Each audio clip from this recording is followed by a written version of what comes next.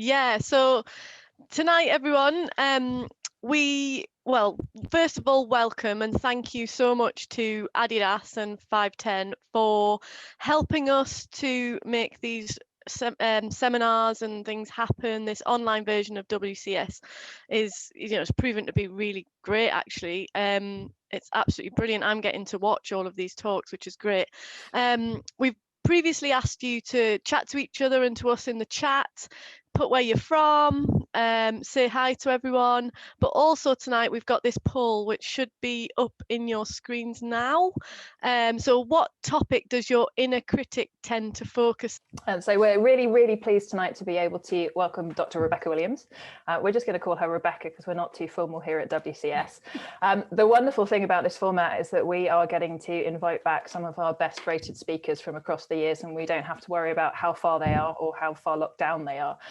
So Rebecca was incredibly popular when she spoke at the last WCS, and we've just been absolutely dying to get her back for you.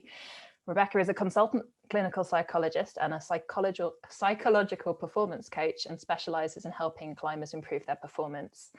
She's worked with all sorts of people and all sorts of climbers, and is absolutely somebody who will really help you to improve your climbing game. So Rebecca, I'm going to put it over to you and make me and Emma disappear. Oh, thanks so much for that really kind welcome, and I'm really pleased to be here. A shame we can't be here in person, but what a great format to be able to reach more people. Right, I'm going to do a talk this evening about managing your inner critic, and if you haven't yet got a pen and paper, while I get my slides up, go and grab one now, because you're going to want to take part in some of the exercises and make some notes as we go through, because I'm going to try and keep it really practical. Okay, so bear with me, let me do my screen share, and yeah, grab your pen and paper right now.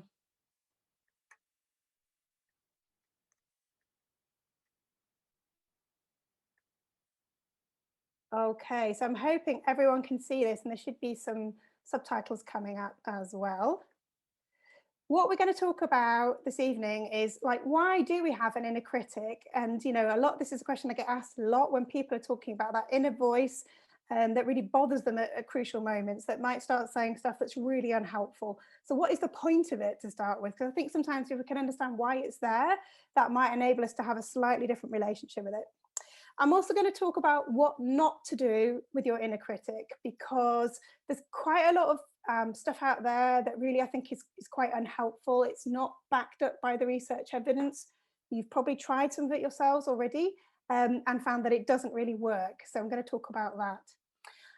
And I'm going to go into a bit of the longer term approaches. Now, if like me, some of those inner, criticisms of yourself have been there for a really long time, you'll understand that actually this is not going to go away super quickly. So there's no magic wand techniques as such, but there are some things that if you work on them consistently can really help you to start to shift your relationship with those kind of inner voices. I'm going to look at two different models. Okay, so one is cognitive behavioral therapy, and I'll talk about that a bit later on. And the other one is a slightly newer approach. It's a bit more radical, I guess, in some respects, acceptance and commitment therapy. So I'm going to talk about those two approaches. And then just at the end, I'm going to give you some super practical things to do in the moment when you're on a route or a problem, or you're in a competition, or you're trying to send something and you're feeling under pressure. What can you do in the moment to kind of do something with that inner critic so it doesn't distract you? Okay, let's go for it. So I was really grateful. I asked on my Facebook page, what can people share some examples of what their inner critic tends to say to them, and some people were really kind in sharing that. Is my BLA watching? Did I clip that properly? That gear is never going to hold. Did I tie in properly? And this is the kind of the safety or risk element in a critic. And I noticed a lot of you kind of endorse that on the poll. Everyone is looking at you and they think you are rubbish. Okay, so this is more about the kind of the social element, the embarrassment, the shame. Everyone's watching. I'm feeling really judged. And that again was something that came up for a lot of you. And then you're too slow, hurry up, you're taking too long, and that kind of bit linked to you just don't know what you're doing and you shouldn't be here. So that was the kind of more on the kind of am I good enough side of things, and that was the most popular one in the poll, am I good enough? So really kind, thanks for those examples. Of course, not all our self-talk is negative, but I'm not going to focus on that tonight. I'm just going to focus on what to do with this inner critic. You'll know yourself that what pops into our mind can be fairly random, but often there are some sort of key themes. So that was kind of what was in the poll. Okay. Why do we have this kind of inner critic? I guess, it would be nice to be rid of it. But it does have a kind of purpose, and that purpose really is around problem solving, learning from our mistakes, and trying to prevent us getting into more trouble in the future, I guess. So it's all around this idea about keeping us sort of safe, not just physically, but socially as well. We're social creatures. We like to fit in. It's been really crucial to our evolution to be part of a group. So that kind of social element is really important as well. And we often think about, in terms of the social side, am I good enough? Am I going to be liked? Am I going to be worthwhile? Do I feel like I'm kind of going to be part of this group? Have I got something to offer? Okay, so if we were to do away with our inner critic, we might be doing away with some really crucial functions like problem solving, like creativity, for example. We might end up going on making the same mistakes over and over again, and we might get ourselves into risky situations. So just imagine for a minute a world without that inner critic, and it might look something like this. I think this has been doing the rounds social media. This is not great, is it? So if these guys had inner critics, maybe they wouldn't be in these scenarios. Okay. So let's think about what not to do. Okay, now these three things are the most common things that I see either advocated by other people or that I know people have tried themselves. The first is this kind of PMA, positive mental attitude. Okay, now let's just imagine for a minute that inner critic voice is a bit like a radio station always playing the worst stuff, the worst things about you, the worst things about the situation you're in, the worst things about your climbing, the worst things about you as a person and your as a friend. Could you really sort of drown it out by playing radio, rose-tinted glasses or radio positive really, really loud? It's just not going to work. Okay, so I think what's happened with PMA is people have kind of confused being positive with being optimistic. Now we know being optimistic is helpful, but optimism is confidence, essentially confidence that things will be okay, that you will be able to do things and so on. What it's not is painting over it with kind of a rose-tinted spectacles kind of view on things. So PMA, not really that helpful. The other thing that I bet most of you have tried is arguing back. So, trying to counteract those kind of positive thoughts with, the negative thoughts with some more positive thoughts. And I think, again, this is a slight misunderstanding of what cognitive therapy or cognitive behavioral therapy is about. So I'll talk about that a bit more in a minute, but you'll know yourselves, if you've ever tried arguing back with that inner voice that says, I'm going to fall off and die, you'll know that it doesn't really work. So of course you're not going to fall off and die. It doesn't do it. Okay, it doesn't make that anxiety go away, doesn't make the thoughts go away. And the third one then is thought stopping. And then you still see this in a lot of sports psychology books, and it's quite an old-fashioned technique. Those of you not familiar, it basically means as soon as you notice a thought popping up, you would try to stop it. And some of the books will advocate that you have an elastic band around your wrist and you ping it every time you have one of those thoughts. And what we found really is if you do this, you might get a short-term stopping of the thought, because it's an unpleasant sort of stimulus when you get twanged by an elastic band, but you get a rebound effect later on. So the negative thoughts tend to come back with more intensity, more frequency, and so on. So again, thought stopping, not really ideal. What we know is the more we try to avoid thinking about something, then more likely we are to think about it. So again, do not think about pink elephants. I bet you've all got pink elephants on the brain. Okay, so those are the things not to do. If you learn nothing else from this talk, don't try those things. Okay, so longer term, we are going to look at these techniques in a little bit of detail. This is where your pen and paper is going to come in handy. On the one hand, we've got cognitive behavioral therapy. Now, this is an approach that's been around quite a long time. There's a good evidence base for it. Essentially, it says that what we think impacts on what we feel and what we do. And so the idea with cognitive behavioral therapy is to modify our thoughts so that we can then have that has an impact then on our feelings and our behavior. Okay. The other approach is a bit of a newer approach. It's called acceptance and commitment therapy. And I guess it's kind of in this newer wave of cognitive therapies, and mindfulness would fall into that. Mindfulness is very big on acceptance. Those of you who experience it will know that that's a key part of it. ACT is big on commitment. So the essential thing about ACT is it's what we do that matters, and that thoughts really are just thoughts. There's lots of other bits to the model as well, but for our purposes tonight, that's the thing you need to remember. Okay, so they're both cognitive thoughts therapy approaches, but they've got slightly different sort of emphasis or assumptions. Okay, let's get on to some practical stuff. So cognitive behavioral therapy. I just want you to take a minute now and just try to jot down, what does your inner critic normally say to you? So I've got an example here from some of the ones that people were kind enough to send in beforehand. Everyone is looking at you and thinks you're rubbish. Okay. Now there is something kind of important in that really, which is, you know, our worst fears tend to be around some of the things that are most important to us. So for example, doing things well might be part of this thought. And fitting in or being liked, those kind of things might be part of it. And those are a big clue really as to value. So I want you to kind of notice if there's anything in there that says what's super important to you. Okay, and then we're going to do two different techniques. One is around reframing, and the other one is a kind of downward arrow technique. Okay, so hopefully you've jotted down just a thought that you might have had when you're climbing, that kind of self-critical, self-doubting kind of thought.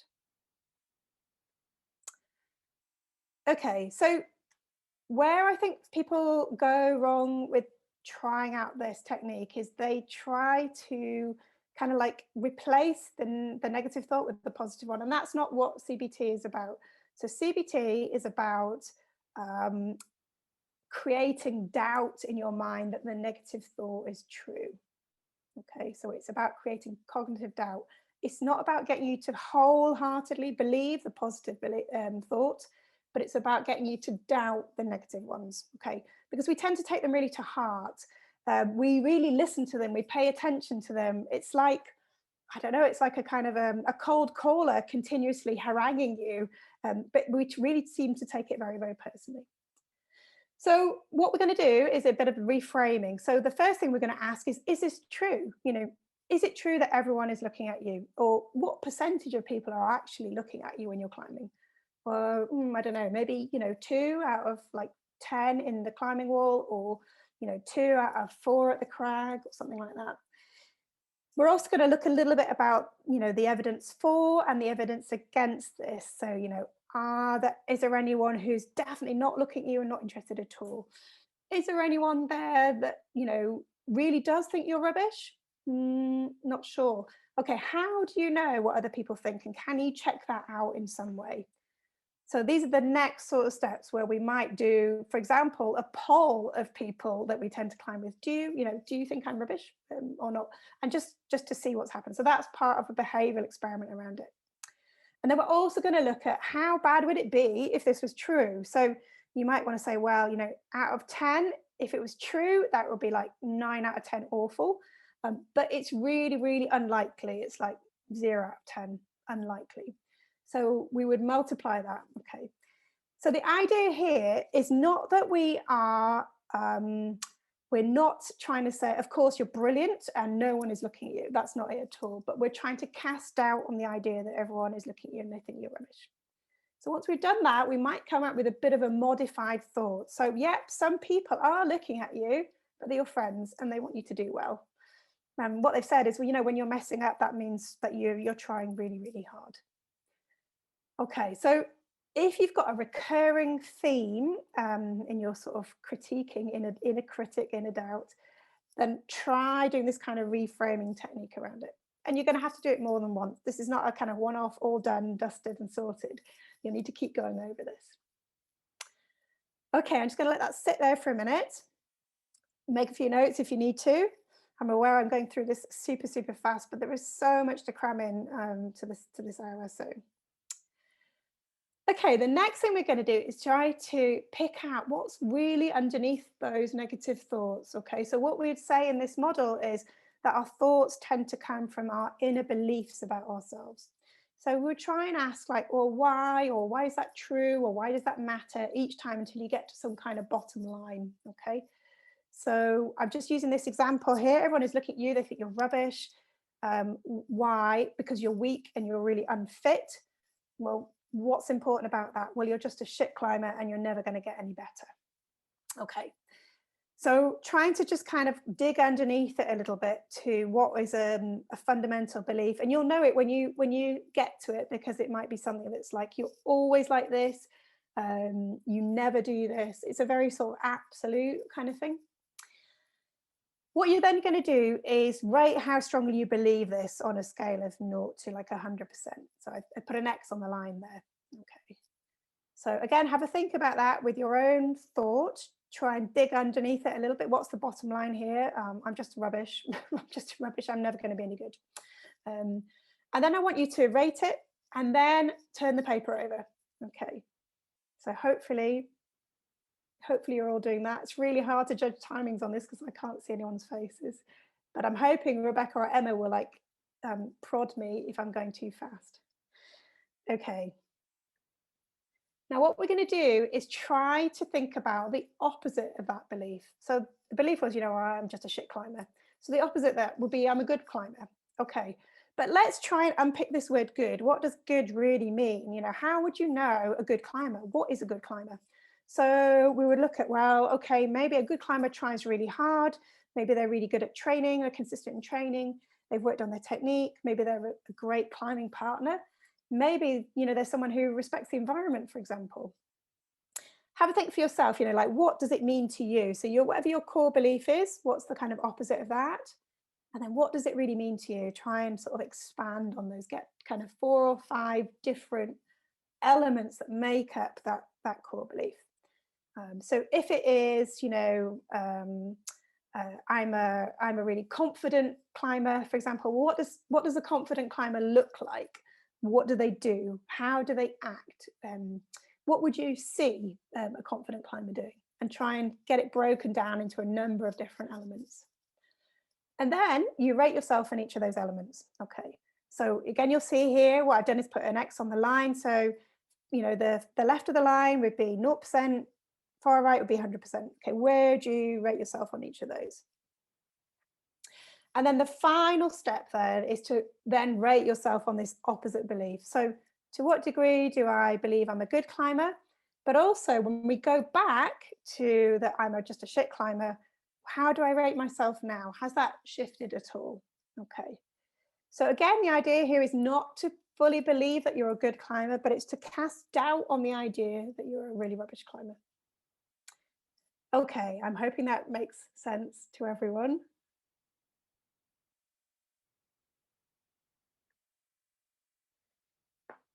So pause, park that for a minute. And we're going to just think about a different sort of approach now. Okay, so acceptance and commitment therapy, like I said, it's a slightly newer approach. It's still on the kind of thoughts and cognitive side. It's got a good evidence base. It's kind of emerging, and people are starting to use it in sports as well now. So I think it's a really exciting approach because it's kind of radical, actually. And what it says is that thoughts are just words, and we actually pay too much attention to them. So really, we shouldn't really be getting into this this kind of argument with them or trying to avoid our thoughts. Okay, what we need to do is unhook from them and do what matters. Sounds dead easy, doesn't it? Makes sense, kind of. How on earth do we do that? Okay. What I want to do is just start with a little exercise. So that is, we're going to think about the word milk. So just think about the word milk for a minute. What does it bring up for you? You might have a picture in your mind of a bottle of milk. Does it remind you of, oh, I'm actually feeling a bit thirsty?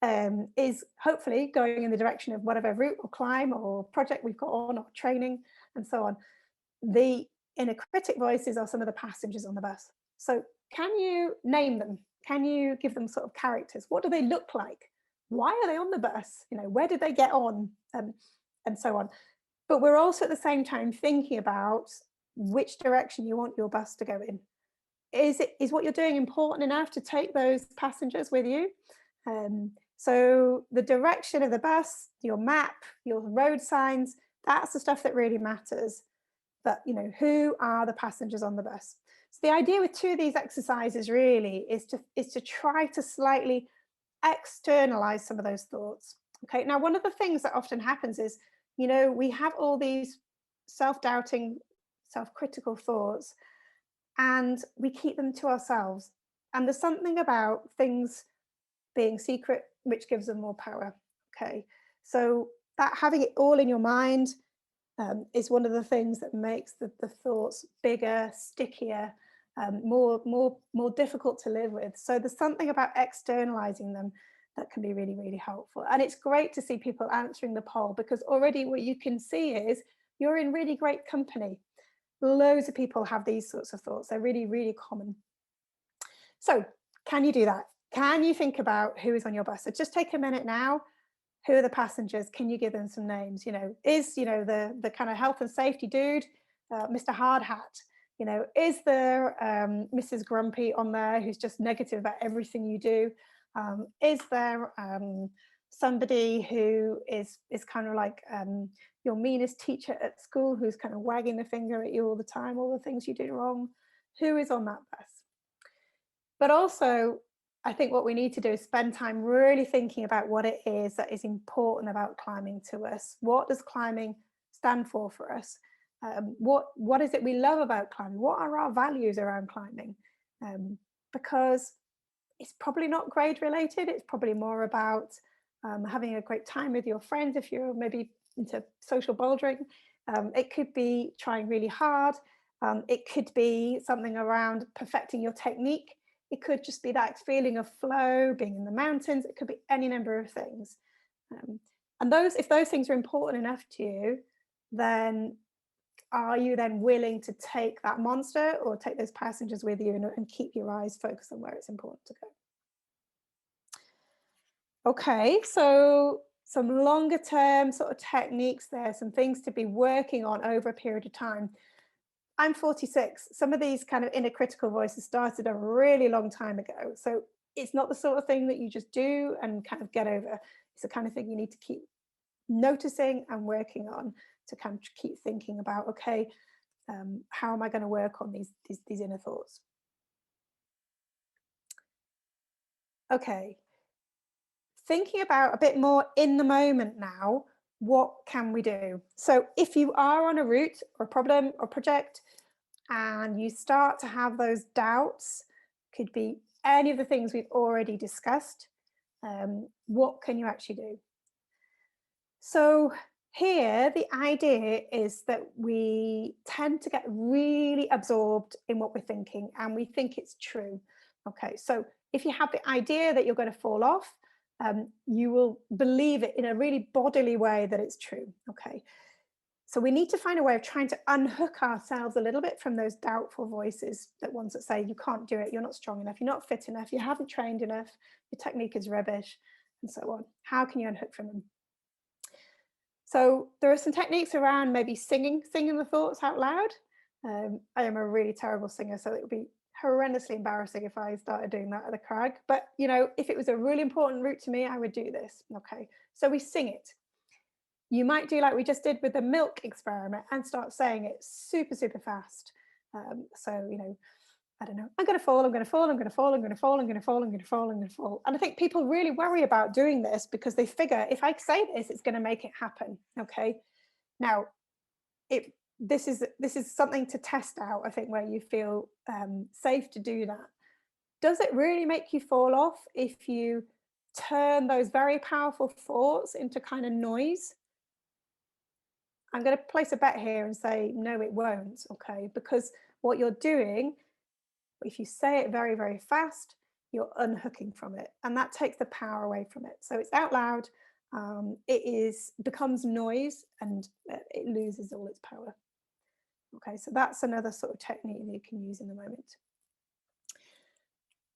ACT is also pretty big on the kind of mindfulness element. So this might be something that some of you are really familiar with, others not so much. And it's not to everyone's taste. It doesn't necessarily work with everyone. But what they would suggest is that you start to take to start to notice the thoughts. Okay, so rather than just saying I'm going to die, for example, I'm going to fall and die, you would be saying something like, I'm having the thought that I'm going to fall and die.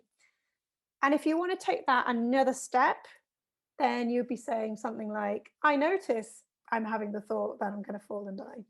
Okay, so what you're doing again is you're unhooking from that thought.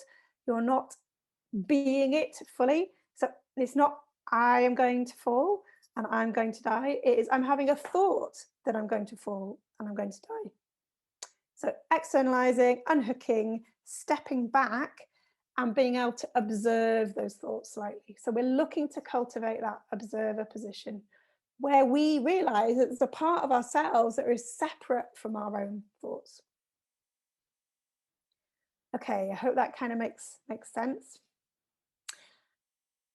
The other sort of technique that, again, is quite common one use is just to say, yeah, thanks, brain, I got this. Yeah, thanks. So it's kind of offering gratitude to your brain. Now, if we think back right to the beginning where I said, these inner critical thoughts are actually, they have a useful purpose. So we know that gratitude is something that can be really helpful for things like anxiety, but offering thanks to your brain. Yeah, thanks, brain, I got it. Even ironic thanks, or thanks, brain. Thanks for reminding me, I'd forgotten that, I might fall off here. But again, it's about observing and detaching slightly, unhooking slightly from that thought. The other thing you could try is labeling. Who's here? Okay, so which of those passengers showed up? Is it well, you're just never ever going to do this? Is it the person who never had any belief in you? Is it a kind of mean old crotchety person? Is it somebody who, it doesn't have to be a real person, it could be a character? Is it like that dark rain cloud? So is that the person that's come here again? So again, labeling, externalizing a bit, stepping back, observing. Who's here? Mrs. Hardhat's here again. The other thing that you can try is some of the more mindfulness type techniques if this is something that you've already practiced. So I don't think this is it's never the time to try any of these techniques when you're, suddenly in that position where you're having a bit of a wobble and you've got a lot of these self-doubting thoughts. So you need to practice them beforehand. But some of the mindfulness stuff can be really, really useful. So you might be thinking around using kind of your breathing. You might be using the kind of the textures, kinesthetic kind of senses. What can you feel? You could be looking at what you can really, really see and noticing colors, noticing kind of differences in depth, also on pockets, etc. So you can use that mindfulness technique again to develop that kind of observer perspective. And what that does is it kind of effectively, it means you're focusing on what's important. So I would definitely suggest that these are things that are useful to your climbing. So some of the more meditative techniques don't translate really well into the climbing, but things like, focusing on what you can see, focusing on the push through your feet, for example, or your breathing, those would be really, really helpful in the moment and help you to focus. Now, what that does is has the impact of just almost automatically turning the volume down slightly on that critical radio station. Okay, so mindfulness techniques really, really helpful in that context if you've got them kind of well practiced and you know that they suit you. Something else that comes over really strongly in a lot of the sports psychology literature is instructional self-talk. Okay, so what this is, it's not what we call motivational self-talk, which is what people tend to use, which is go on, you can do it, and your belayer, and when you're belaying, you probably say that to the person who's climbing, you can do it, get on with it, you can do it. That's motivational, not so helpful. What you want is something that tells you what to do, that's useful, that's a sort of technique or a technical thing that would be helpful in that moment. Okay, so very short, not complicated. Hips in, push through the feet, something along those lines that gives you something useful, practical, important to focus on. So whenever you have those kind of self-doubting thoughts, what you're not doing is saying, never mind that, don't think about that, just think about, you know, pushing through your feet. What you're doing is using it as a cue to come up with something that's instructional and useful instead. Okay, so we're not trying to get rid of it, we're just trying to focus on what is important. And the other thing you can use is particularly like keywords like, yeah, focus, push, it could be twist, you know, it could be any of those sort of things. But again, maybe having your B layer to use them as well can be really useful. So it's like a shorthand way of kind of instructional self-talk. So what these techniques all have in common are they are ways of unhooking from some of that talk, those thoughts, that self-talk, and focusing on what is really, really important in the here and now. Okay, hopefully that kind of makes sense. There's some ideas there. I can see loads of comments popping up in the chat, but I know if I look at them, I'll get really distracted. So I'm not going to look right now. I will look in a minute. So bear with me. Okay, so just to give you a couple of examples here from the beginning. So those thoughts, is my B layer watching? Did I clip that properly? That gear is never going to hold. Did I tie in properly? Okay, so what we could translate that into is, Mrs. Hardhat's here. Yeah, that's my monster, or my kind of one of my passengers on my bus. And thanks for checking on me. I've got this. Okay, so that's the thanks brain technique. On the other hand, we've got, you know, you're too slow, hurry up, you're taking too long. What we might say there is do some focusing on the visual, so what we can see in front of us, really getting interested and involved in the kind of the texture of the rock, what you can see, the different holds. And then we might also use some instructional self-talk like push through your feet. Okay, so hopefully that makes sense in terms of, you know, some of the ways you can do things that are a bit differently in the moment, rather than getting into trying not to think those things or getting into kind of arguing back against that negative voice that's in your mind. Okay, I'm betting there's going to be loads of questions, which is why I've kept this fairly short. So focus on what is your why. And I think that's the first thing that I would really advise you to do. Be really clear with yourself. Why are you doing this particular route, this project, this problem? Is it training? Is it because you really love it? Is it because somebody else said you should do it? Because I think to deal with some of the negative stuff that pops up for us when we're climbing, we need to make sure that we're doing it for the right reasons. You need that kind of motivation in order to be willing to experience some of the difficult stuff that can go with really putting yourself under pressure. So what are you willing to experience in order to send this route or problem? Can you take those, you know, those negative thoughts, that monster with you? Can you take the passengers with you? If you're going to go into CBT and that's something that kind of suits you, then I would say, let's think about what are some of the underlying beliefs under some of those negative thoughts. So we tend to think about ourselves in quite global terms. So, you know, like I'm just a rubbish climber. It's a very global term, and everyone will hate me, you know, because I'm so rubbish, for example. Really, really global stuff. Okay, let's dig into that a little bit. What does it mean to be a good climber? What does it mean to be somebody who's liked? What does it mean to fit in? And then thinking about to what degree you might demonstrate some of those qualities. Okay. If you're thinking about the reframing of your thoughts, then the key point here is you're not trying to convince yourself of something positive. All you're trying to do is to cast doubt on the negatives. So they're not quite so believable and not quite so powerful. Lots of different ways to turn the volume down on Radio Critic FM, but it really is a case of living with it. Do you know, I bet you've all had that experience of getting totally absorbed in a great book with the TV or the radio in the background or something and not even really hearing it. And that's what we can do with our thoughts when we're really fully focused. then it tends to just automatically turn the volume down on what's going on thought-wise. Okay, so that's something that, again, learning how to really focus can be really, really helpful. And I guess understanding that your thoughts are only words, they're just noises. It's something that we invented when we moved out of being cave people, I guess. They're letters, groups of letters that have come to mean a lot of things, but at the end of the day, they're still just a group of letters. They're just words. Okay, so it's what you do that really, really counts.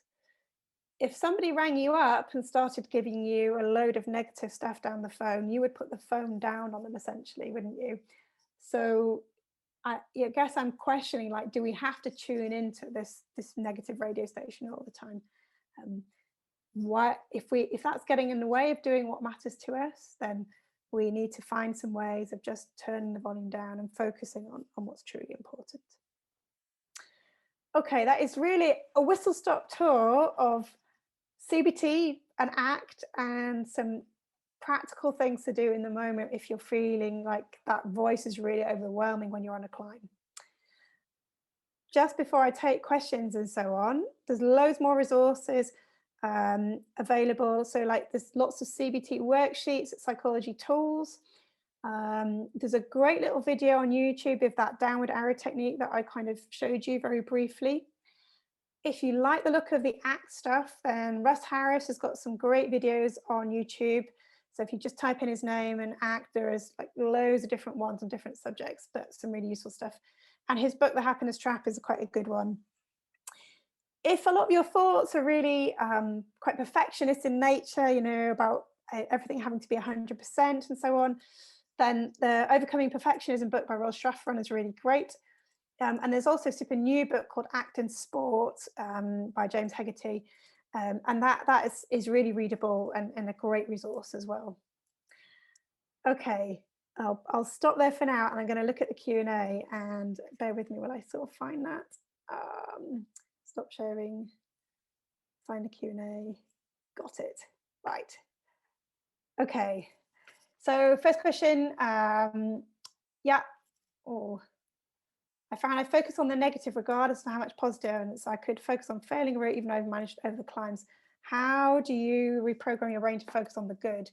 Okay, that's a really interesting question, and I think the key thing with that is it's not about tuning out the negative, or not about getting rid of the negative and only focusing on the positive. The key point here, I think, is learning to live with those negative thoughts and having projects and climbs that really are so important to you that you're willing to live with them. Okay, and that's the really uncomfortable thing. I think whenever I'm coaching anyone, the biggest thing they want is for me to take things away, and that's not a realistic or possible thing to do. Okay, so it's not about necessarily reprogramming your brain to only focus on the good. I think if you've already tried reframing, I would go with more an acceptance and commitment therapy type approach and learn how to unhook from those thoughts so that they can just be words to you and not so kind of derailing. Okay, hopefully that makes sense. Gemma, okay, doubt and negative thoughts crept in during your PhD. You see in your climbing, thoughts on these external pressures can affect something like climbing. Oh yeah, that's a great question. So I guess there is something about the general sort of stuff in our life, whether it's things that are really important to us, like PhDs, for example, and climbing, or our general stress levels that can have a real impact on the amount of negative thoughts and feelings that we have. So that's part of it. But also, I think that there's something, isn't there, about climbing? It's such a big part of our identity. So often we say, I am a climber, not I climb, for example. And I think anything that becomes a really big part of our identity means that if things are going not so well in another area of our life, then it means that we're often having a lot of the similar issues in that other area of our lives. So for example, if PhD is causing you to doubt yourself a lot, and being a climber is a really big part of your identity, then I think the crossover between the two areas of your life is really crucial. But it's the same brain, isn't it, right? We're the same person that does the climbing and does the PhD, so of course they kind of transfer over. We tend to see things quite globally. So hopefully that kind of makes sense. Advice is separating them, not really, I guess. It's us at the end of the day. But I think the thing to think about is how we can unhook from those again and get in touch with that core part of us that is separate to our thoughts. And I think that's the key to it. So hopefully that kind of answers your question. Okay, Becca, do you do the CBT reframing in the moment, or do you sit down with a pen and paper before climbing? Definitely sit down before climbing. This is not the sort of stuff that will be helpful to you. It's too long-winded to do it in the moment. Okay, so with all the techniques, I would definitely say you need to practice them before you get climbing, and then practice them on sort of low cost, low importance routes, so to get really good at them. But certainly for like the thought reframing and the downward arrow, those kind of techniques, do them beforehand and regularly as well. Hello, thanks.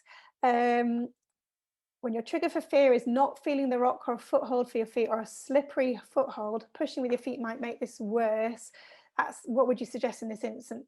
That's a really great question. I think that somebody once said there's no, basically there's no such thing as a bad foothold, only that we're not putting enough pressure on it. I don't know about that, but I would say if it's kind of if you're missing that kind of kinesthetic feedback, then I would be looking for another sort of sensory feedback, maybe, or sensory technique to try and help you focus. So, for example, getting really absorbed in the colours of the rock. If it's trad climbing, you can clink the gear and listen to the sounds, for example. So that could be useful in terms of focusing and concentrating. It could also be looking at other sorts of techniques. So again, if you're thinking instructional self-talk, we'd normally say push, but it might be that, what you would say is move quickly, for example, if it's a poor foothold. So something along those lines.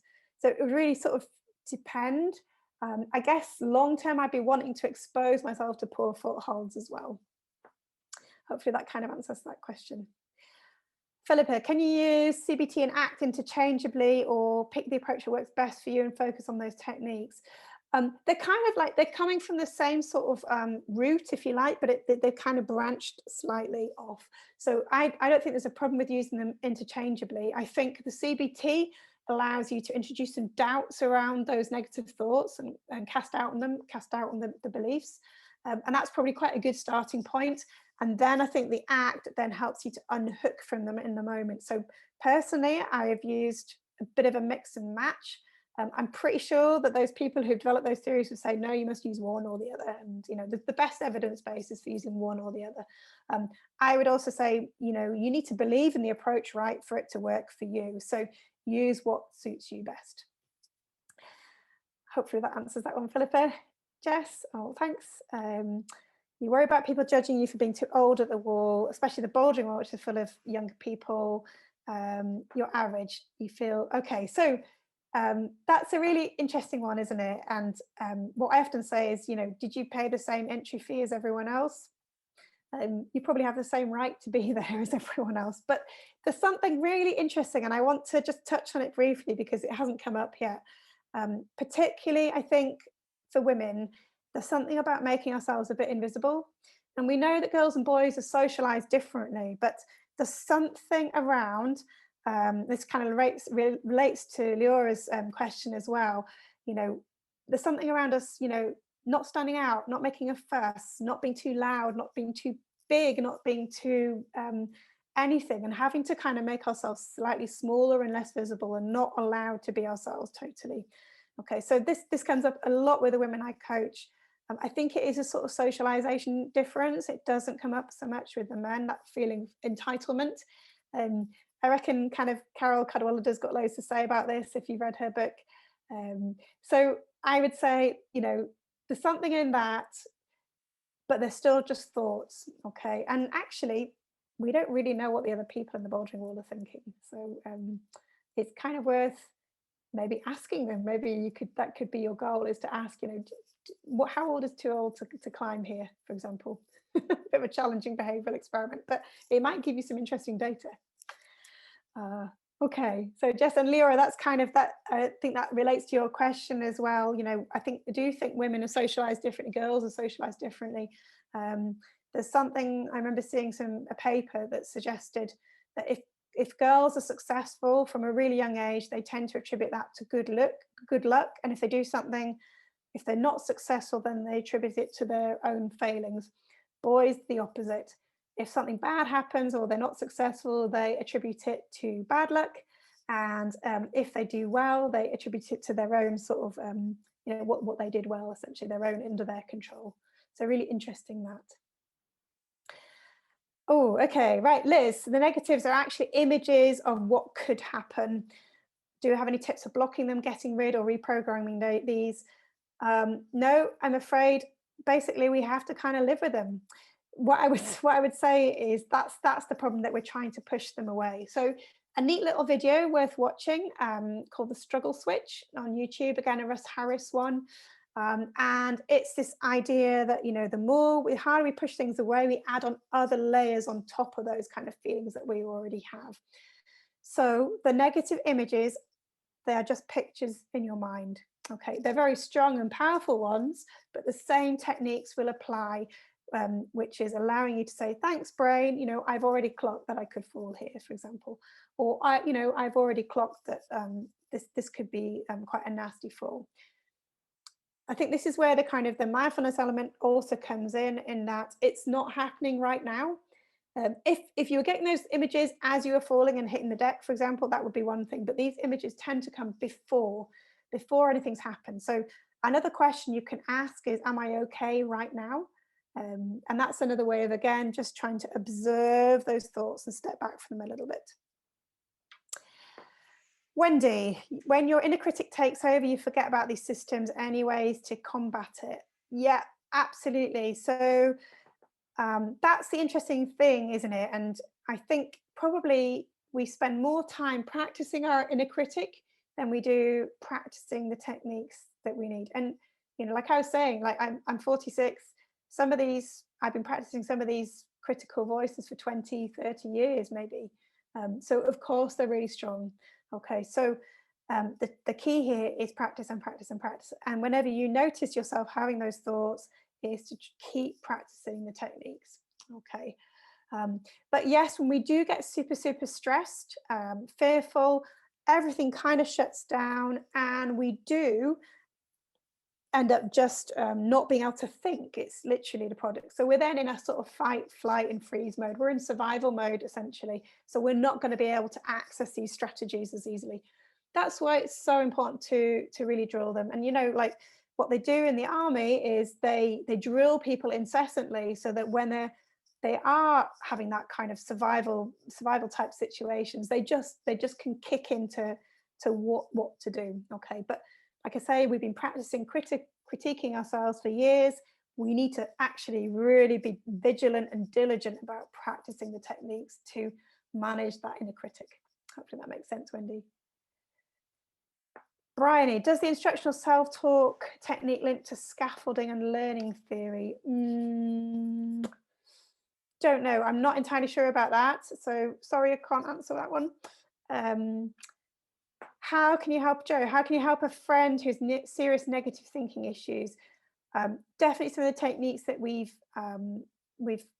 touched on. I guess having like really pervasive negative thinking that's about you, that's about the world, and it's about the future tends to be a symptom of really low mood or depression, for example. So I guess in that instance, I would be trying to have a chat to my friend and saying, you know, I just noticed that everything seems to be getting on top of you. You know, is there anything, can we talk about it? Can we help?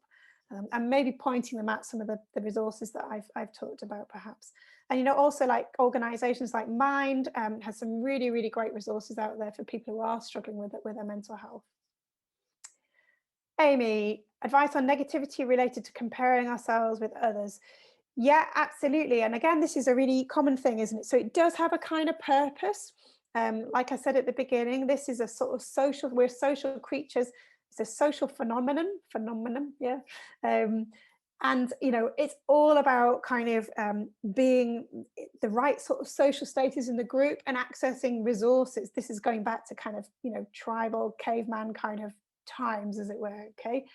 So that's what that comparison is about. You know, how far up the hierarchy am I, and will I be able to access enough food or shelter or all those sorts of things? So it has a use. But I guess for our purposes when we're climbing, it really doesn't help. And it's taking the focus away from what is important. And what is important is you and what you do, not what other people do or what you do in relation to them. So I think sometimes we start out with climbing and we think like, I want to be as good at this as I can be.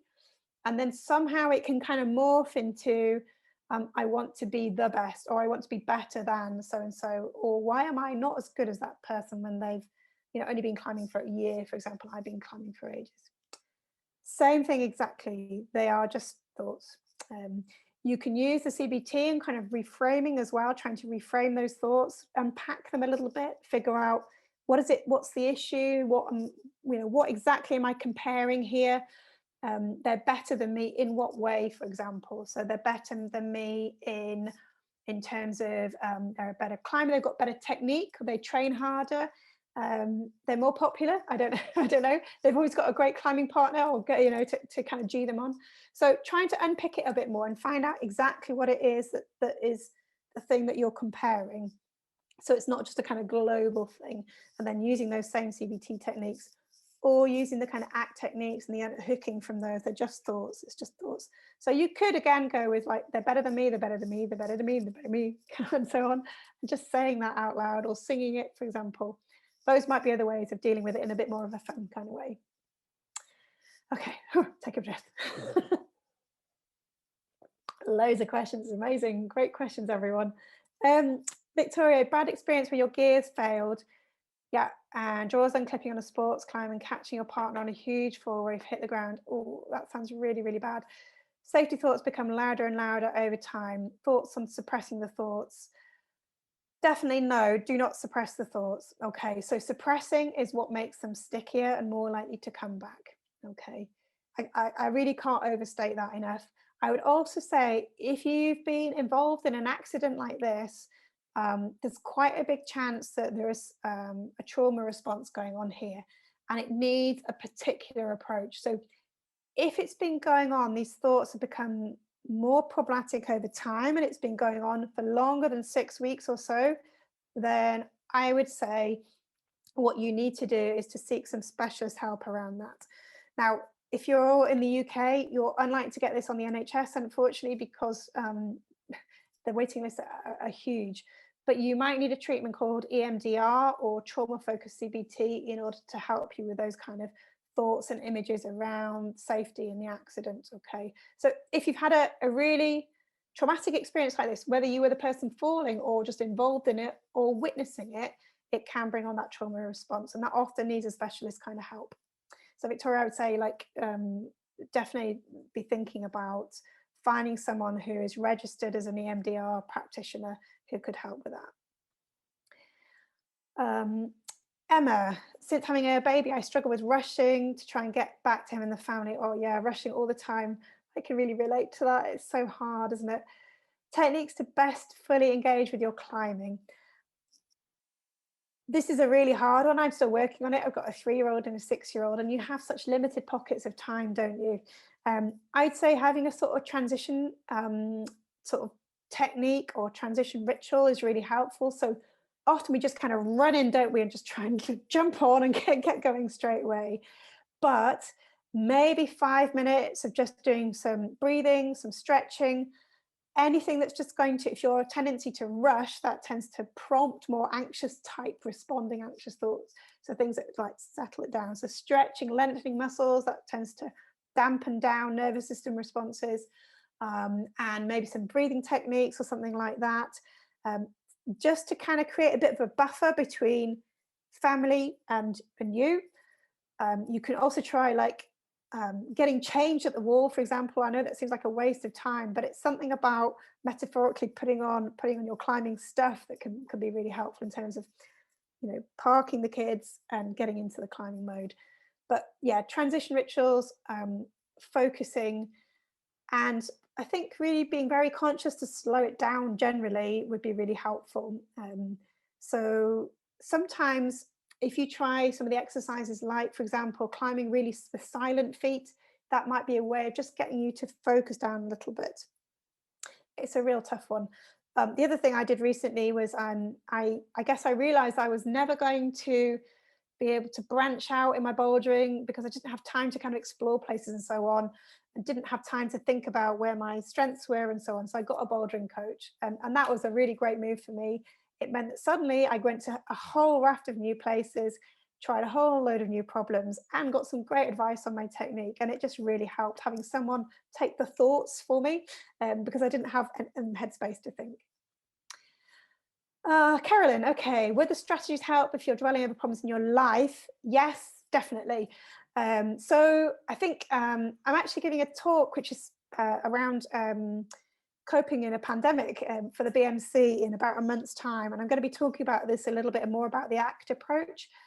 So it's kind of around this idea of figuring out what your values are, what's important to you, acknowledging but not getting distracted by those thought spirals, and keeping going with doing what's important. So I think the ACT approach has got a lot to say about this.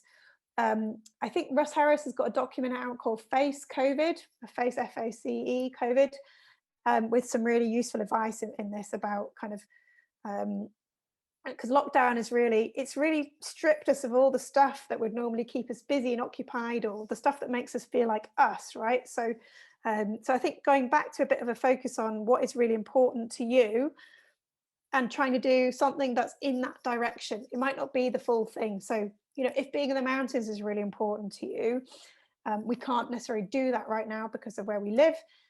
But, you know, can you go for an unusual walk somewhere that you haven't been before locally? Can you, you know, get the guidebooks out and start looking at that? So it's about doing something that's values related every day, I guess. Hope that answers your question, Carolyn. Oh, Karina, what do you do in the panic moments? You find the next hold, you don't find the next hold, you panic and you're in an uncomfortable position. Should you give up and fall, or take a moment and wait to overcome the panic moments? Oh, wow, that is a whole other talk. But it's a really, really great question.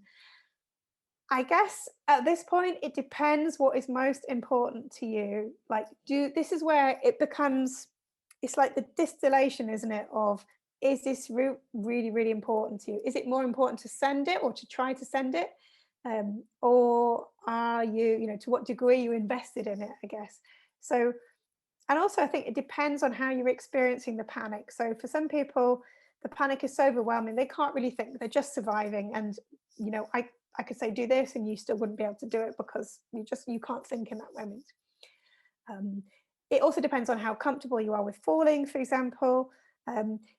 What I would say is, when you have a sort of panic attack, the adrenaline burst can last a really, really long time, surprisingly. So it does tend to like peak and come down the other side, but that can take quite a long time. And I've known people have panic attacks go on for like 90 minutes or so. Okay.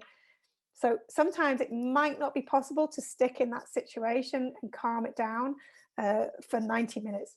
However, if you've got some great breathing techniques, if you've got some good muscle release techniques, if you've got some good focusing techniques, then you will be able to probably bring your anxiety levels down a bit, and then decide what's the right thing to do here. Carry on, jump off, come down, or just hang out and get a rest. So yeah, so that's a really short answer to what's a really massive question. Sorry, Karina. I feel like I kind of wimped out on that one a little bit. Lizzie, thanks for time. Okay, great. You like the monster and the bus. Who's on the bus? The same unhelpful, mean, critical passengers that have been on the bus for some time now. Any techniques for actually challenging who is on the bus? Yeah, that is a really, really important point. And, you know, some of those voices, those people, those passengers have been with us for a super long time. And maybe they are still in our lives as well and still critiquing us, literally. That is a really tough one. You know, it kind of depends again here what is most important. So is it important for you to challenge that person? Is it important for you that maybe that person is, a parent who is now elderly, for example, and you just know this is not going to get anywhere? So how can you kind of slightly Teflon yourself against them? What would be important to you in that moment? Would it be around, for example, understanding that they are just words, even though it's somebody who is very important to you is saying them, they are still just words, and you can choose whether to really soak them up or not, I guess. It's a really, really difficult one. I think for those sort of monsters on the bus, those passengers on the bus, those people who've been there a super long time, is again asking yourself, are they stopping you from going where you want to go? And if they are derailing you in some way, then having ways to unhook from them, like we talked about, but also being really clear about what's important to you, your values, where do you want to go, how can you kind of get there? It'd be nice if we could kick them off the bus, right? But they're there. They've already said those things. Those words, those thoughts, those voices are still in our minds. So in lots of respects, we've got to try to accommodate them in some way. Okay, but we don't have to believe them necessarily. So same sorts of techniques would be helpful, but I think you're going to need to work on them for probably a lot longer, I would guess. I think to protect Rebecca, we're going to take 3 more questions. So please don't add any more. There's a lot to ask, definitely, and I'll probably start trimming them down a little bit, but 3 more questions. Fantastic. Right. Okay. I can see one from, sorry, I don't know how to say your name, Neve. You were a good climber when you were young without noticing, and now you can only think you won't be that good anymore because you've had some injuries that don't allow you to push your body to the limit. Any advice? Yeah, that's a really interesting one. I can sort of identify with that as I got older. Not sure I was ever a great climber, but definitely thinking about my best years are behind me. Again, I think it's about connecting with what is it about climbing that you love. Okay, so if it was, being a really great climber, that's fine, but were there other elements that were also important to you? Was it about being the best you could be? Was it about having great technique? Was it about trying really hard, training really hard, and trying to connect with those values all the same, I think. So I guess, is it super important to climb a particular grade? Is that what really drew you in at the beginning for climbing? Or was it something else? And trying to connect with that something else that really grabbed you when you first started, trying to remember back would be really, really helpful. And trying to do those things or connect with that, do something along those lines now, even though you have those injuries, you can't push yourself quite so hard. Hopefully that kind of makes sense. Sarah, how can you focus but not get too serious or intense in thoughts that it becomes negative in your actions? That's a great question. Yeah, so around focusing, so I guess we're talking about concentrating as opposed to focusing necessarily on being serious about climbing, I guess. So the focusing techniques are concentration techniques or paying attention type techniques. And the paying attention, like climbing, is a really physical activity. Sure, there's some problem solving and some planning, maybe some like visualizing and so on. But at the end of the day, we still need to let our bodies climb. Okay, so I think that's the bit that we want to focus on, is paying attention to the things that are important that allow us to climb. Do our thoughts really help us at the point? Probably not, especially if you're a well-practiced climber. Actually, what we know is sometimes thinking too much, overthinking what we need to do can cause choking. Okay, so that's when we just can't execute our moves very well. So somehow we need to get ourselves out of our minds and back into our bodies. So sometimes more of the physical techniques, the mindfulness techniques can be really useful for that. So hopefully that kind of answers your question, Sarah. Sherry. Do I have any tips trying to help children expose underlying negative thoughts versus more global I'm scared type thoughts? That's a really tricky one, and it kind of depends on how old the kids are. So I think it's much easier with teenagers, because at that point, although actually there's other issues with teenagers sometimes not wanting to share, but the teenagers, it's kind of easier. And I would say, okay, well, what is it that scares you? What's important about that? You know, why are you scared? I think why is a really difficult question for children, probably up to the age of 7 or so, you know, that you're not like to get a really in-depth answer. They don't know, they're just more experiencing something. So I guess with children, I'd be thinking about maybe being more practical and giving them sort of physical techniques to manage the anxiety rather than trying to unpick some of the thoughts. Hopefully that makes sense. Thank you so much, Rebecca. Again, I think we probably could have gone on with questions way into the evening. Your BMC talk is sold out at the moment. Oh, is it? Oh, crumbs. So we've just publicised something that people can't go to. Oh no, sorry. Again, I think it just shows that people can't get enough of your approach to this, and it's been really, really helpful. And it's definitely a topic that is something we get requests for every time, and I'm sure your name will be associated with those requests every time from now onwards. So thank you so much for coming back.